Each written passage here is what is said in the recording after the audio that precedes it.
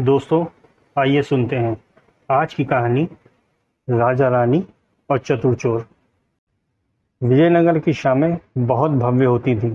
जैसे ही सूर्य अपने रক্তিम रथ में बैठकर पश्चिम की ओर जाने लगता, राजमहल की दीवारें सोने की चमकने लगतीं।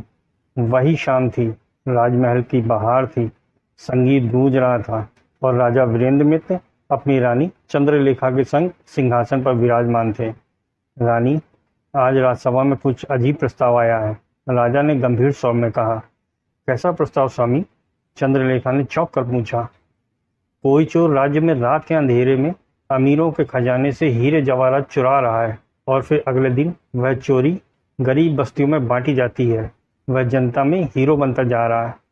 वह कोई आम चोर नहीं है, यह तो कोई नीति जानने वाला व्यक्ति लगता है, चंद्रलेखा ने कहा। हाँ रानी, इसी कारण मैंने सेनापति यशवर्धन को उसे पकड़ने का आदेश दिया है। पर रानी के मन में कहीं कुछ और ही चल रहा था। इस चोर में कुछ था जो उसे खींच रहा था। रात्रि का तीसरा पहर था। विजयनगर की गलियां चुप थीं।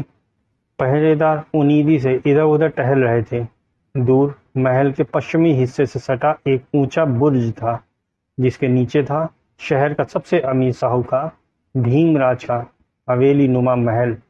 साहूकार भीमराज उस राजा के खास व्यापारियों में से था, लेकिन उसका हृदय लोभ और निर्दयता से भरा हुआ था। उसने अनगिनत किसानों की जमीनें हड़पी थीं और निर्धनों को कर्जे में फांस कर जीवन भर की गुलामी में झोंक दिया था।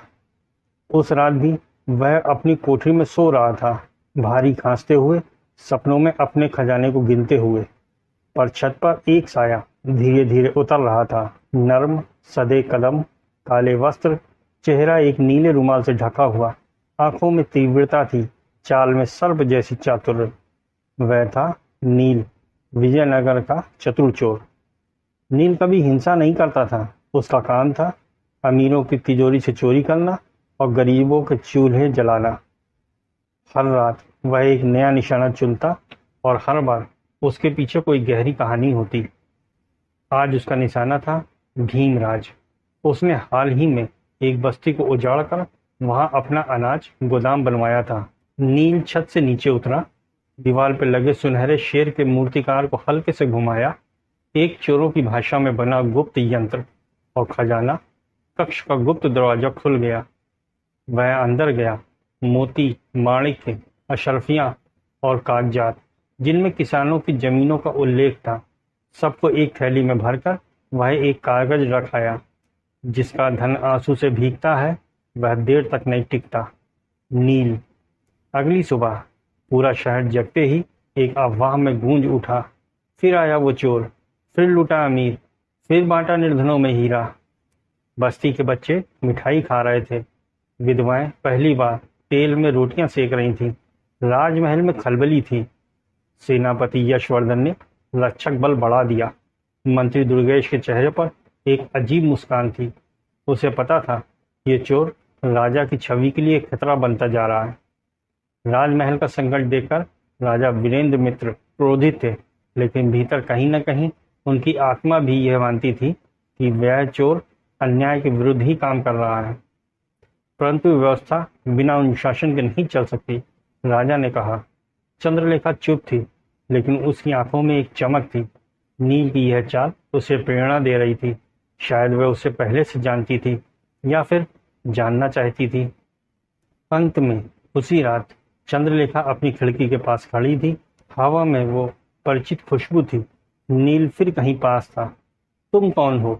उसने फुसफुसाते हुए पूछा, जैसे नील से संवाद हो रहा हो बिना शब्दों के। और दूर एक बुर्ज पर एक साया खड़ा था।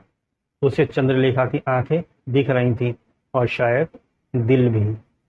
राजमहल की दक्षिणी गुप्त कोठरी में दिए की मंद लौ में बैठा था मंत्री दुर्गेश। उसकी आंखें साजिशों से भरी थी और उसके सामने रखे कागजों पर एक योजना रच रही थी। राजा और चोर के बीच दुश्मनी की ऐसी दीवार खड़ी करने की जो कभी टूट न सके। दुर्गेश जानता था कि वीरेंद्र मित्र चोर नील के खिलाफ कठोर कदम नहीं उठा पा रहा, क्योंकि कहीं ना कहीं उसके मन में भी न्याय का वही भाव था। लेकिन अगर वह यह प्रमाणित कर दे कि नील का संबंध रानी चंद्रलेखा से है तो राजा का विश्वास हिल जाएगा। राजा का मन अगर संदेह से भर जाए, उसने खुद से कहा, तो महल का सिंहासन मेरे लिए खाली होगा। दुर्गेश ने राजमहल के चित्रकार को बुलाया और उसे आदेश दिया, कल रात रानी की खिड़की के सामने जो साया खड़ा था उसकी छाया रेखांकित करो और इस चित्र में नील का नीला रुमाल जोड़ दो। चित्रकार ने कांपते हाथों से उसकी आज्ञा मानी। अगली सुबह वह चित्र दरबार में पेश किया गया। दरबार में तूफान मच गया। राजा वीरेंद्र मित्र ने चित्र देखा, एक चुपचाप खड़ी रानी और उसके ठीक सामने खिड़की से झांकता हुआ एक नीले रुमाल पहने चोर का साया। दरबार सन्न हो गया। यह झूठ है। चंद्रलेखा का स्वर क्रोध और दुख से कांप रहा था। मुझ पर शक करना अपमान है। मैं तुम्हारे ऊपर नहीं, इस चित्र पर क्रोधित हूँ, राजा ने संयम से कहा। पर जब राज्य में हर दिशा में संकट हो तो कोई भी संदेह नहीं है, उत्तरदायित्व बन जाता है। राजा ने सेनापति यशवर्धन को बुलाया। रानी की सुरक्षा बढ़ाओ, पर आज से उनकी हर गतिविधि दरबार को ज्ञात होनी चाहिए। यह आदेश महल की शांति में पहली दरार थी। उस रात चंद्रलेखा अपने शयन कक्ष की खिड़की से चांद को निहार रही थी। उसके रुमाल में मोती नहीं थे, पर आंखों में आंसू थे। क्या नील, तू सच में आया था? उसने बुदबुदाया। या यह भी दुर्गेश की चाल है? नीचे बगीचे में पेड़ों की छाया में कोई चल रहा था। वह फिर वही नीला साया था, जैसे चांदनी में एक हल्का धुआं। एक कागज खिड़की तक उड़ा लाया, रेशमी कागज जिसमें लिखा था, जब अंधेरा तुम्हारे पास आए तो मुझे याद करना, मैं हर चाल से लड़ने के लिए तैयार हूँ, नील। रानी ने कागज को सीने से लगा लिया, पर अब उसे समझ आ गया था, यह केवल चोर की और राजा की लड़ाई नहीं, यह युद्ध है सच्चाई बनाम सत्ता का। रात्रि का समय था, पर आज नील के भीतर वह सदा हुआ आत्मविश्वास कुछ हल्का था। उसे लग रहा था जैसे उसे कोई देख रहा है, जैसे वह पहली बार शिकार नहीं बल्कि शिकारी के घेरे में है। मंत्री दुर्गेश ने अब खुलकर योजना बनाई थी। उसने सेनापति हर्षवर्धन से कहा, हम इस बार नील को नहीं ढूंढेंगे, हम उसे खुद आने देंगे। योजना ये थी, राज्य के सबसे भ्रष्ट गुमाश्ते मालचंद के महल में एक नकली खजाना रखा गया। वही हीरे, वही तिजोरी, पर पूरी तरह जालों और चुपचाप निगाह वाले सैनिकों से भरी। नील तक यह सूचना गलती से लीक करवाई गई। नील ने जब यह खबर सुनी तो उसके भीतर संदेह तो जागा, पर दिल ने कहा, मालचंद, वह तो वर्षों से निर्दोषों का खून पीता आया है, यह मौका नहीं छोड़ा जा सकता। रात होते ही नील अपनी काली वेशभूषा में चुपचाप दीवार लांघ गया, गुप्त दरवाजों से अंदर गया और वही किया जो वह सदियों से करता आया था। पर जैसे ही उसने हीरे की थैली उठाई, क्लिक, फर्श की एक ईंट धंसी और महल के चारों ओर जाल बिछ गए। अब कहाँ जाएगा चोर? सेनापति की आवाज गूंजी। नील पहली बार चौंका था। चारों ओर सैनिक, छतों पर तीरंदाज, सबसे आगे मंत्री दुर्गेश, आंखों में विजयी विष। नील के पास केवल एक क्षण था। उसने कमरे के अंदर धुएं का बम फेंका, छत से लगी रस्सी से कूदता हुआ महल के पिछवाड़े की ओर भागा। तीर हवा में तड़ातड़ निकले। एक तीर उसकी बाह में लगा, पर वह जख्मी गिरा। छोटे छोटे गली कूचों से होता हुआ वह गायब हो गया, लेकिन जख्मी था।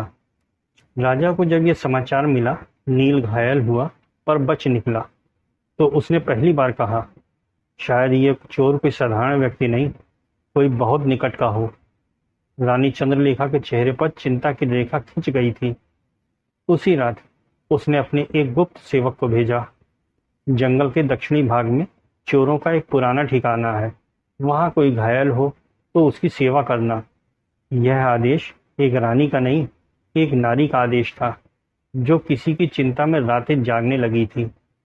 जंगल में नील एक पुरानी गुफा में जलती मशाल की मंद रोशनी में लेटा हुआ था। उसके कंधे पर पट्टी बंधी थी और पास रखी थी वही थैली जिसे उसने सबक के रूप में अपने पास रखा था। शिकार और शिकारी। इस बार मैं भूल गया था कि कभी कभी जाल भी मुस्कुरा कर बुलाते हैं। उसने आंखें मूंदी और दूर किसी घोड़े की टाप सुनाई दी। कोई उसके पास आ रहा था, शायद मदद, शायद धोखा, या शायद चंद्रलेखा। जंगल की उस प्राचीन गुफा में चुप्पी पसरी थी। नील नीम बेहोशी में पड़ा था, बाह में पट्टी, ललाट पर पसीना और मन में पहली बार हार का स्वाद। गुफा के बाहर धीमी घोड़ों के टापे थमी। एक व्यक्ति उतरता है, परंतु पुरुष नहीं, रानी चंद्रलेखा स्वयं। काले वस्त्रों में, चेहरा घूंघट में, हाथ में औषधि और एक संदेश। गुफा में नील को जैसे कोई स्वप्न दिखाई देता है। एक महीन सी आवाज कह रही थी, तुम नील हो और मैं चंद्रलेखा हूं। हम दोनों इस कांच जैसे संसार में खंजर लेकर चल रहे हैं। नील ने आंखें खोली। सामने वही चेहरा जिसे उसने कई बार महल की खिड़की से देखा था, पर अब बिल्कुल पास। उसकी आंखों में चिंता थी, पर भय नहीं। तुम, रानी? नील की आवाज कांपी। नहीं, वह बोली, आज सिर्फ एक स्त्री जो तुम्हारे सत्य को देखती है। रानी ने औषधि से उसकी बाह पर पट्टी बदली। नील ने पूछा, तुम्हें डर नहीं लगा? डर? जब सच्चाई से प्यार हो जाए तो डर हार जाता है, वह बोली। फिर एक लंबी चुप्पी रही। उसके बाद नील ने धीमे स्वर में कहा, मैंने कई रानियों के आंसू देखे हैं, पर पहली बार एक रानी को किसी चोर की पट्टी बांधते देखा है। चंद्रलेखा मुस्कुरा दी, पर उसकी मुस्कान में दुख की परछाई थी। मुझे मालूम है मेरी मौजूदगी तुम्हें संकट में डाल सकती है, पर अब मैं पीछे नहीं लौट सकती। नील, इस सड़ी हुई सत्ता से मेरा विश्वास उठ चुका है। नील ने धीरे से उठने की कोशिश की, दर्द से कराहता हुआ बोला, तो अब क्या हम दोनों बागी हैं? चंद्रलेखा ने सिर हिलाया। न्याय पाने के लिए अगर बगावत करनी पड़ी तो हाँ, मैं रानी नहीं, एक विद्रोही बनना पसंद करूंगी। उसी समय बहुत दूर महल में मंत्री दुर्गेश ने एक संदेश पाया। उसका गुप्तचर कन्हैया जंगल के पास चंद्रलेखा के घोड़े को पहचान चुका था। अब खेल मेरे हाथ में है, उसने सोचा। अब राजा को केवल एक चित्र नहीं, सबूत मिलेगा कि रानी और चोर एक ही स्वप्न देख रहे हैं। अंत में चंद्रलेखा चलने लगी। मैं फिर आऊंगी, उसने कहा। नहीं, नील ने उसका हाथ थामा। अब तुम अकेली नहीं हो, हम साथ लड़ेंगे, सत्ता के भीतर से और बाहर से। और उस दिन जब सूरज न्याय से निकलेगा तो रानी और चोर की कहानी को गद्दारी नहीं, क्रांति कहा जाएगा। सुबह की पहली किरण जब विजयनगर के शिखरों पर उतरी, महल के आंगन में एक सनसनी फैल चुकी थी। रानी चंद्रलेखा पर अभियोग था कि वह चोर नील की साजिश से भागीदार है। राजमहल की सेनाएं स्तब्ध थी। महल के बाहर प्रजा को अब केवल अफवाहें सुनाई देती थी। क्या रानी सच में चोर की साथी है? किसके साथ है न्याय? तख्त या तलवार के पीछे छिपी हुई एक आत्मा के साथ? दरबार लगा। राजा वीरेंद्र मित्र ने विशेष दरबार बुलाया। सभी मंत्री, सेनापति, दरबारी और न्यायाधीश एकत्रित हुए। मंच के मध्य खड़ी थी रानी चंद्रलेखा, सिर ऊंचा, आंखें शांत। मंत्री दुर्गेश ने सबूतों के ढेर लगा रखे थे। चित्र जिसमें वह गुफा में जाती दिखाई दी, घोड़े की नाल जिस पर रानी की निजी मुहर, और सबसे बड़ा प्रमाण वह संदेश जो कथित रूप से रानी के हाथ से लिखा गया था। नील, मैं तुम्हारे साथ हूँ, जल्द ही राजमहल से समाचार दूंगी। चंद्र। राजा चुपचाप उस पत्र को देख रहे थे। उनकी आंखों में वे क्षण कौंध रहे थे जब उन्होंने चंद्रलेखा को फूलों के बाग में पहली बार देखा था, जब उसका मुखमंडल उनके हृदय की दीप शिखा बना था। अब वही मुख एक चोर के साथ? क्या ये सच है? राजा ने धीमे कांपते स्वर में पूछा। क्या ये सच है? राजा ने धीमे कांपते स्वर में पूछा। चंद्रलेखा ने उत्तर दिया, अगर सच्चाई सुन सको तो सुनो। हाँ, मैं नींद से मिली थी, पर राजघाट नहीं, एक आत्मा की पुकार थी ये। रानी ने अपनी दलील दी। चंद्रलेखा ने दरबार में कहा, क्या हम इतने पत्थर हो चुके कि अन्याय के विरुद्ध उठी हुई आवाज को राजघात कहें? जिस नील ने निर्धनों को रोटी दी, जिसकी हर चोरी से न्याय की बू आती है। यदि उसे जानना गुनाह है तो मैं हर जनपद में दोषनी हूँ। दरबार में सन्नाटा छा गया। मंत्री दुर्गेश आगे बढ़ा। आपत्ति है, रानी न्याय की बात नहीं कर रही, वह कानून को अपनी भावना की मोहर में दबा रही है। उसने कहा, राज्य की रक्षा के लिए यह आवश्यक है कि रानी को राज्य की सभी शक्तियों से वंचित कर गुप्त कारावास में रखा जाए जब तक जांच पूरी न हो। राजा के निर्णय का वक्त था। राजा वीरेंद्र मित्र अब दो राहों पर थे, एक ओर प्रेम, दूसरी ओर सिंहासन की मर्यादा। उन्होंने आंखें बंद की, फिर बोले, रानी चंद्रलेखा को महल के भीतर दक्षिणी कक्ष में गुप्त प्रहरी के अधीन रखा जाए। उन्हें कोई क्षति न पहुंचे, पर दरबार से पृथक रखा जाए जब तक सत्य का पूर्ण निर्णय न हो जाए। जब रानी चल रही थी, उसके चेहरे पर कोई पश्चाताप नहीं था। बस एक शांत वाणी में उसने कहा, जो न्याय मांगता है उसे पहले हर न्यायालय में हारना पड़ता है, पर हार से ही क्रांति जन्मती है। और दरबार में पहली बार लगा कि गद्दी पर बैठा है राजा, पर दिलों की रानी वह है जिसे अब बंदी बनाया जा रहा है। रात के तीसरे पहर, जब सारे जंगल पर नीला सन्नाटा छाया हुआ था, नील एक ऊंची चट्टान पर बैठा रानी के बंदी बनाए जाने की खबर सुन रहा था। उसके अंदर कुछ टूट गया था, पर कुछ और, एक दृढ़ संकल्प, एक नई आग की तरह जल उठा था। उसे समाचार एक बूढ़े गुप्तचर फकीरा से मिला। फकीरा ने उसकी ओर एक पत्र बढ़ाया जिस पर सिर्फ दो शब्द थे, मैं ठीक हूँ, पर न्याय अब तुम्हारे हाथ है, चंद्र। नील ने पत्र को सीने से लगाया। फिर उसने फकीरा से कहा, अब समय आ गया है कि छाया से बाहर निकले। अब चोर नहीं, क्रांतिकारी जन्म लेगा, और यह जन्म रक्त से नहीं, सच से होगा। दूसरी ओर महल में सेनापति यशवर्धन एक पुरानी फाइल खखाल रहा था। उसे मंत्री दुर्गेश के बारे में कुछ गुप्त दस्तावेज मिले जो वर्षों से छिपाए गए थे। उसने देखा, दुर्गेश कभी एक अपराधी था जिस पर 2 राज्यों में हत्या और षड्यंत्र के आरोप लगे थे। लेकिन जब राजा वीरेंद्र मित्र ने युद्ध में उसकी बुद्धिमत्ता देखी, तब उसे मंत्री बना दिया गया, परंतु उसका अतीत कभी मिटा नहीं। अब यह जानकारी एक नए विस्फोटक की तरह थी। इधर नील ने अब अकेले काम करना छोड़ दिया।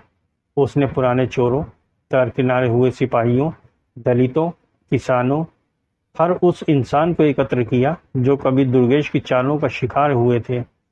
उसने कहा, अब यह चोरी नहीं, अब यह एक न्याय युद्ध है। हम रानी को मुक्त कराएंगे और महल के हर पत्थर से सच निकालेंगे। महल के भीतर रानी चंद्रलेखा दक्षिण कक्ष में बंद थी। चारों ओर चुप्पी, पहरा और उसके पास केवल एक दीपक। पर उसके मन में डर नहीं था। वह हर दिन एक रेखा खींचती और कहती, इतिहास एक स्त्री को बांध नहीं सकता। नील ने गुप्त सुरंगों का नक्शा खोजा जो महल के नीचे छिपे थे। उसने अपने साथ केवल 3 विश्वास साथियों को लिया। राजुला, जो कि गुप्त विस्फोटक बनाने में माहिर था, कोशा, जो कभी महल की रसोई में था, अब एक तेज तर्रार गुप्तचर था, और विराज, वह सैनिक जिसे दुर्गेश ने एक झूठे केस में निकाल दिया था। उसकी योजना थी 3 रातों में महल के नीचे से गुप्त प्रवेश कर रानी को मुक्त कराकर बाहर निकलना। उस रात चट्टानों के बीच खड़ा नील आसमान की ओर देख रहा था। चंद्रमा मंद था और उसके शब्द हवा में जल रहे थे।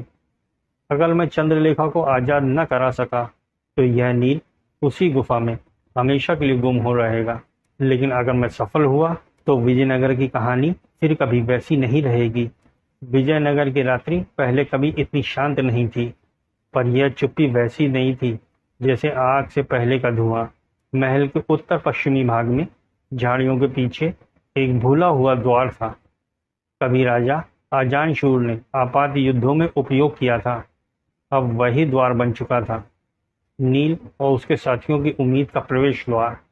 राजुला, कोशा, विराज और नील, चारों ने गहरे काले वस्त्र पहन लिए थे, चेहरे पर राख, आंखों में दृढ़ संकल्प। राजुला ने कहा, अगर इस बार हम पकड़े गए तो हमारे नाम सिर्फ चट्टानों पर खोदेंगे या फिर इतिहास में। नील ने उत्तर दिया, या तो चंद्रलेखा के साथ जिएंगे या क्रांति की पहली समाधि बनेंगे। सुरंग लंबी थी, सांप जैसी बल खाती हुई, भीतर अंधकार घना था और हर किसी की सांसें तेज थीं। एक बिंदु पर कोशा ने रुककर कहा, यहाँ से नीचे एक रास्ता दक्षिणी कक्ष की ओर जाता है, पर वहाँ जाल है, जहरीले लोहे और खंजर वाले। राजुला ने अपना कांच विस्फोटक निकाला। ऐसा यंत्र जो बिना आवाज के जाल को निष्क्रिय। धीरे धीरे वे आगे बढ़ते गए और अंतिम द्वार तक पहुंच गए, जहां रानी चंद्रलेखा कैद थी। उस कमरे में रानी ध्यानमग्न बैठी थी। उसने एकदम से आंखें खोली, जैसे उसे आहट सुनाई दी हो। दरवाजे के पीछे से नील की धीमी आवाज आई, मैं आया हूं, चलो अब अंधेरे को तोड़ दें। रानी की आंखों में चमक आई। उसने द्वार खोला। सामने नील खड़ा था। नील? वह मुस्कुराई नहीं, सिर्फ कहा, अब मैं कैदी नहीं, अब मैं आंदोलन की रानी हूं। लेकिन तभी धड़ाम, सुरंग के बाहर एक विस्फोट हुआ। दुर्गेश जान चुका था, उसकी साजिश भेद ली गई है। उसने रानी की हत्या का आदेश दिया। सैकड़ों सिपाही उस सुरंग की ओर दौड़े। नील और उसके साथियों ने रानी को आगे किया और खुद पीछे मोर्चा संभाला। विराज ने अंतिम द्वार पर खड़े होकर कहा, तुम लोग जाओ, मैं यहीं रुकूंगा। मुझे दुर्गेश के हाथों निकाला गया था, अब मेरी मृत्यु उसकी हार बनेगी। और फिर वह एक ज्वालामुखी की तरह लड़ पड़ा। नील और रानी बाहर निकल गए, पर पीछे से उसकी चीखें और तलवारों की टकराहट एक अमर कविता बन गई। नील और रानी कोशा और रजुला के साथ भागते हुए जंगल के भीतर निकल गए। पीछे महल जल रहा था। न्याय की पहली चिंगारी ने अब एक राज्य को जगा दिया था। सुबह होते होते विजयनगर की प्रजा को खबर मिल चुकी थी। रानी अब महल में नहीं, वह जनता के बीच है। राजा चुप था।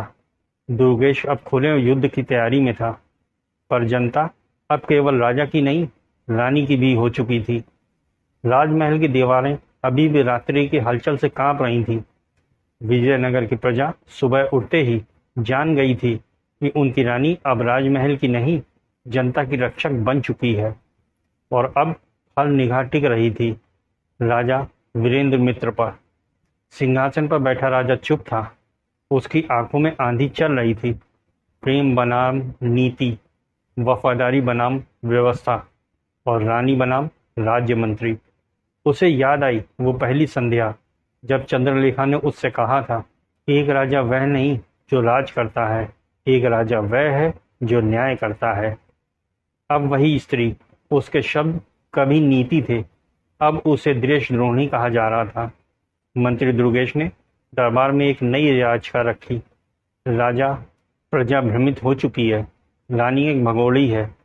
हम उसे पकड़कर जनतंत्र के विरुद्ध साजिश रचने का आरोप लगाएंगे और जो भी उसकी मदद करे उसे दंडित किया जाए। सेनापति यशवर्धन ने विरोध किया। राजा की रानी जनता की बीच है, यह तुम्हारे हार का संकेत है दुर्गेश। पर दुर्गेश मुस्कुराया और बोला, राजा को फैसला करना होगा, या तो रानी या सिंहासन। राजा ने दरबार भंग किया और स्वयं को कक्ष में बंद कर लिया। वहां उसने 3 वस्तुएं रखी। रानी की पहली चिट्ठी, जिसमें उसने कहा था, राज्य सेवा ही मेरा प्रथम प्रेम है। दुर्गेश का वह दस्तावेज जिसमें उसके अतीत के राज थे, और अपनी तलवार जो वर्षों से खून नहीं देखी थी। वह रात भर चलता रहा, कभी रोया, कभी हंसा, और अंत में उसने एक निर्णय लिया, एक ऐसा निर्णय जो इतिहास में अमर हो जाएगा। अगली सुबह राजा वीरेंद्र मित्र ने मुख्य प्रांगण में सभा बुलाई। प्रजा, सिपाही, मंत्री सब एकत्र थे।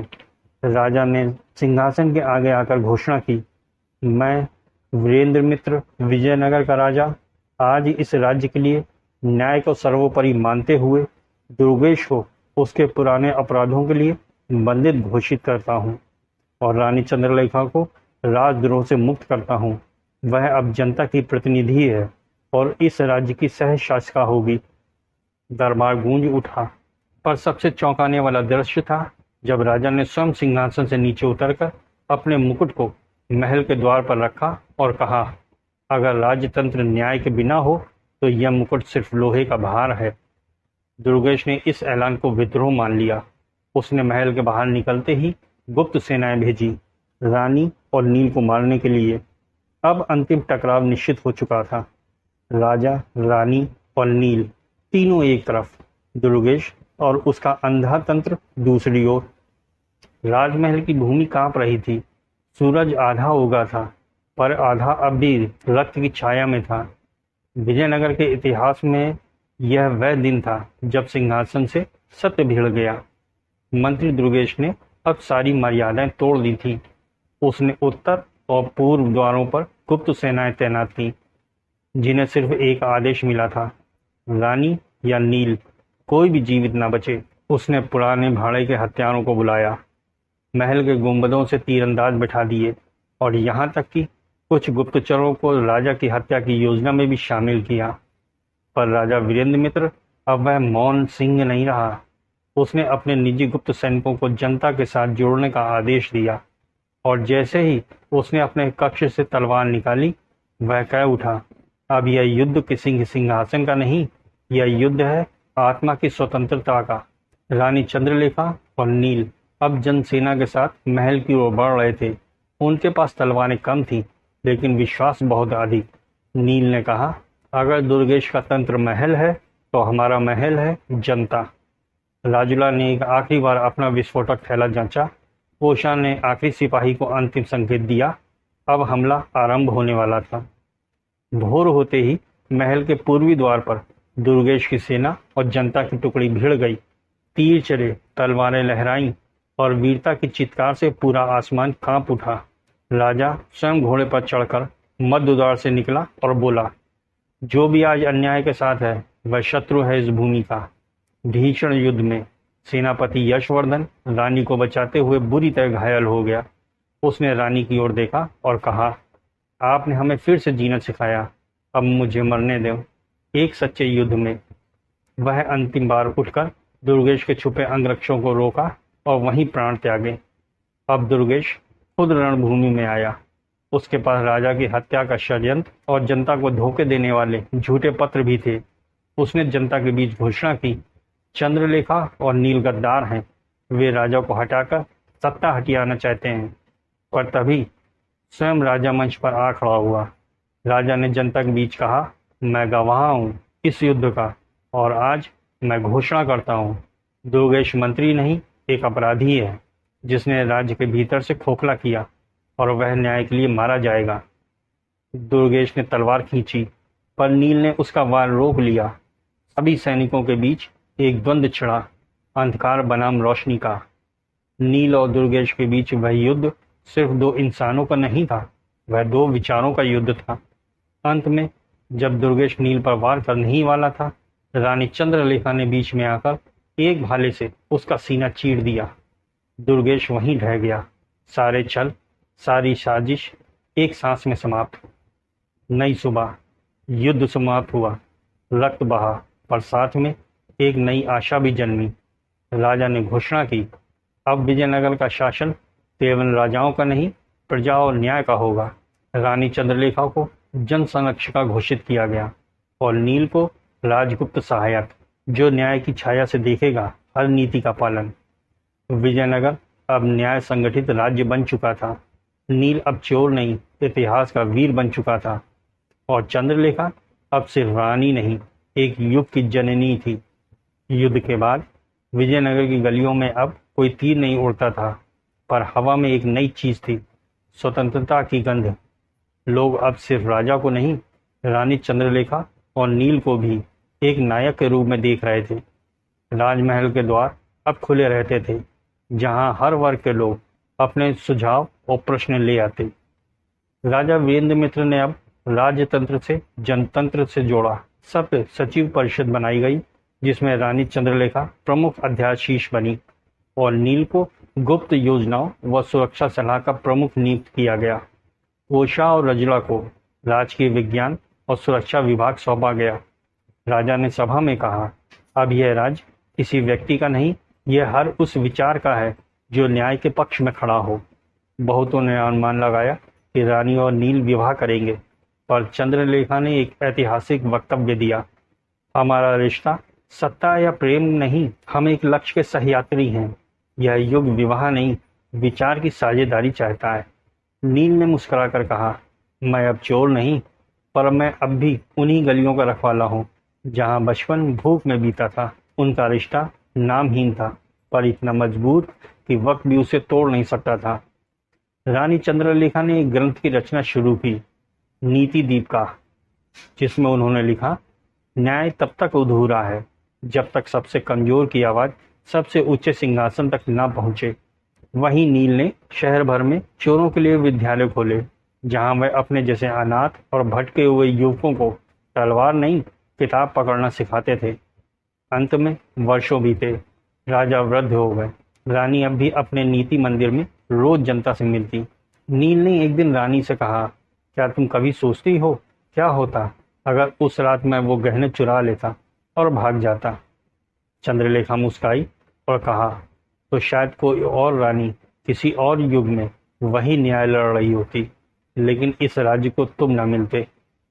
दूर मंदिरों की घंटियां बजी और एक नवजात शिशु को नाम मिला, वीर नील। यह थी राजा रानी और चतुर चोर की वह ऐतिहासिक कथा, जिसमें रोमांस था, वफादारी थी और सबसे अधिक एक सच्चाई थी कि हर इंसान, चाहे वह राजा हो या चोर, अगर उसका दिल न्याय के लिए धड़कता है तो वह इतिहास से रच सकता है। धन्यवाद।